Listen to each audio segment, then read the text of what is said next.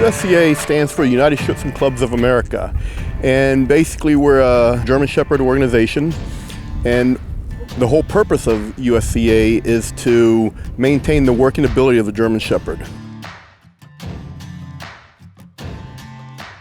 We're here in Pittsburgh this weekend. This is a 2019 German Shepherd Dog Championship, and over the course of 3 days we're going to test the dogs in 3 phases of the work: the tracking phase, obedience, and protection.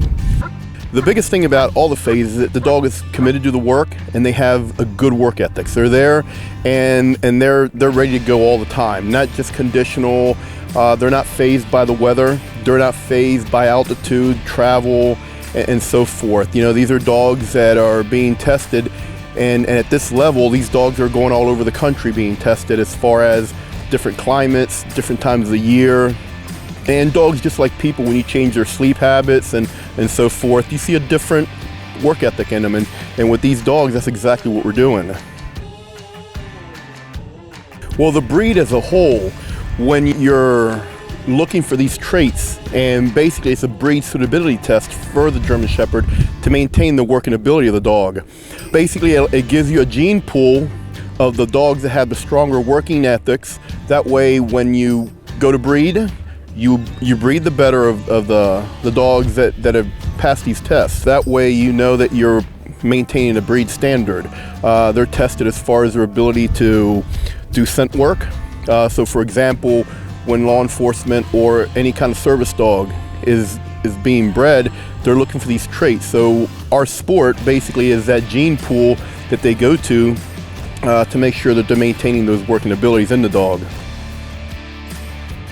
Nutrition for these dogs, just like any athlete, is very important.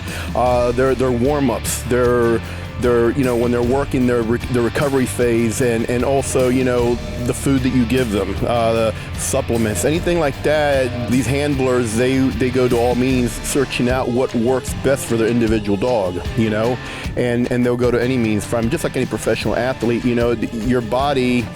For the dogs, just like with humans, you got to give it the right amount of fuel and so forth in order for it to perform at its peak. For us, everything is about performance. So peak performance requires peak fuel, and absolutely nutrition is A1.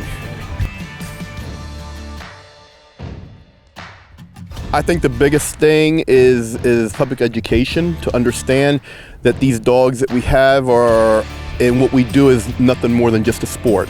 So even though to the untrained eye, these dogs might maybe, you know, turn some people off, because when they see the power and all that, they also have to understand that these are very highly trained dogs. Just like any athlete, there's hundreds of hours that goes into their training, and these dogs are genetically bred to be basically a working dog for humans. So they're not dangerous dogs by any means.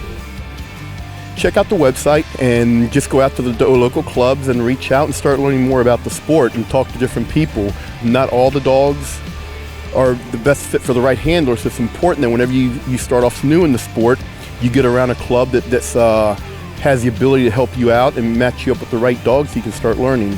But it's a lot of fun, and if you get bit by the bug, look out. You never know when you'll stop.